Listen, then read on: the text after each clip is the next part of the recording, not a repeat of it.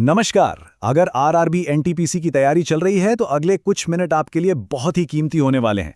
हम सिर्फ सिलेबस की बात नहीं करेंगे बल्कि इस परीक्षा को पास करने का एक पूरा सॉलिड रणनीतिक खाका तैयार करेंगे। तो चलिए बिना देर किए सीधे मुद्दे पर आते हैं। देखिए, ये सिर्फ जानकारी का ढेर नहीं है, इसे समझिए। सीबीटी 1 और सीबीटी 2 में आपकी पक्की सफलता का मास्टर प्लान। हम हर एक कदम को ऐसे समझेंगे कि तैयारी में कोई भी कमी न रह जाए और सारी मेहनत एकदम सही दिशा में लगे।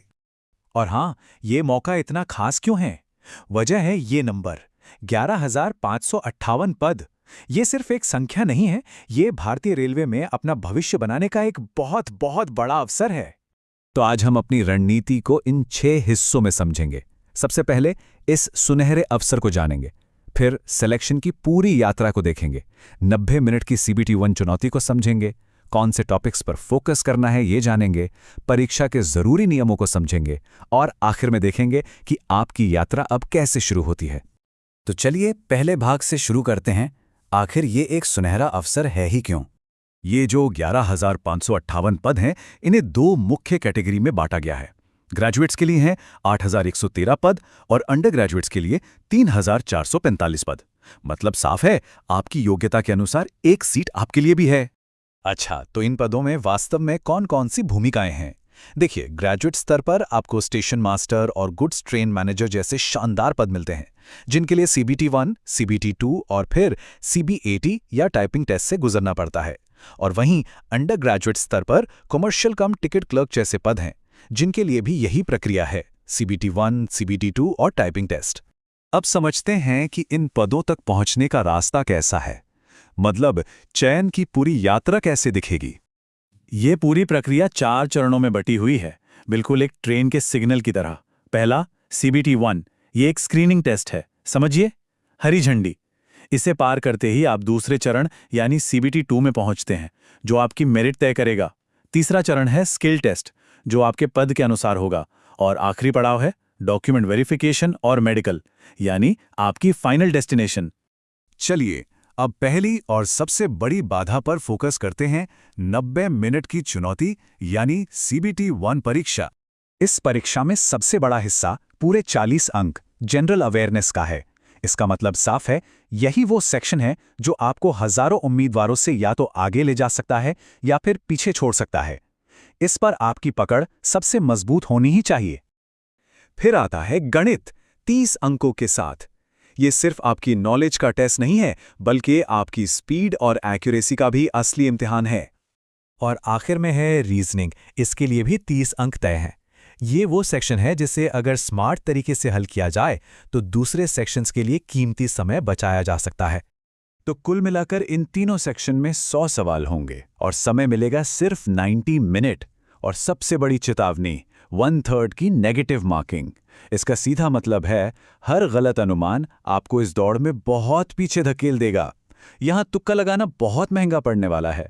ठीक है, अब जब हम परीक्षा का ढांचा समझ गए हैं तो ये जानना जरूरी है कि मेहनत कहाँ करनी है। आखिर कौन से टॉपिक आपको ज्यादा स्कोर दिलाएंगे?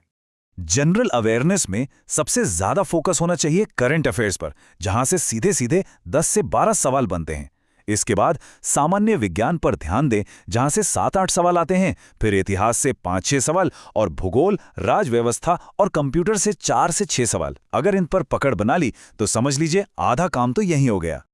अब बात करते हैं गणित की।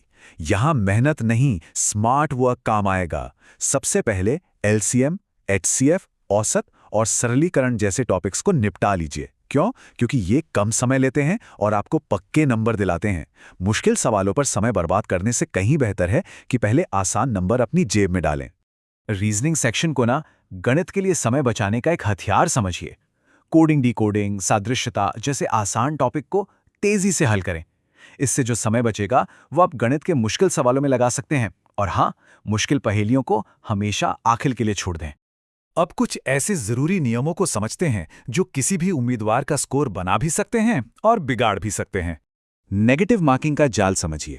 आपके हर 3 गलत जवाब आपके एक सही जवाब के नंबर को काट देंगे।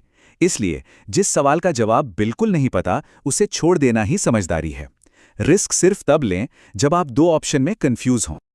लेकिन मान लीजिए आपका पेपर मुश्किल आ गया तो घबराने की बिल्कुल जरूरत नहीं है। यहीं पर नॉर्मलाइजेशन आपकी मदद करता है।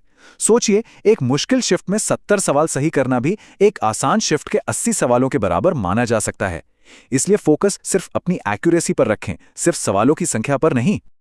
और ये सब कुछ करने के लिए समय कहाँ से आएगा? यहीं पर टाइम मैनेजमेंट गेम में आता है। एक आदर्श रणनीति ये हो सकती है, जनरल अवेयरनेस को 15 से 20 मिनट में खत्म करें, फिर रीजनिंग को 25-30 मिनट दें और बचा हुआ सारा समय यानी करीब 35-40 मिनट गणित को दें। इस प्लान से आप किसी भी सेक्शन में हड़बड़ी नहीं करेंगे। और अब हम अपने अंतिम खंड पर हैं। चलिए सारी रणनीतियों को एक साथ समेटते हैं और एक फाइनल प्लान बनाते हैं। ये हैं सफलता के 5 सुनहरे नियम, इन्हें याद रखें। पहला, करंट अफेयर्स पर अपनी पकड़ सबसे मजबूत बनाएं। दूसरा, गणित के आसान सवालों में 100% सटीकता का लक्ष्य रखें। तीसरा, मुश्किल पहेलियों को शुरुआत में बिल्कुल हाथ ना लगाएं। चौथा, मॉक टेस्ट देकर समय प्रबंधन की कला सीखें। और पांचवा, नेगेटिव मार्किंग से हर हाल में बचें। तो अब आपकी यात्रा शुरू होती है। 11,558 पद आपका इंतजार कर रहे हैं। रणनीति अब आपके हाथ में है। अब सिर्फ इसे लागू करना और जीतना बाकी है। शुभकामनाएं।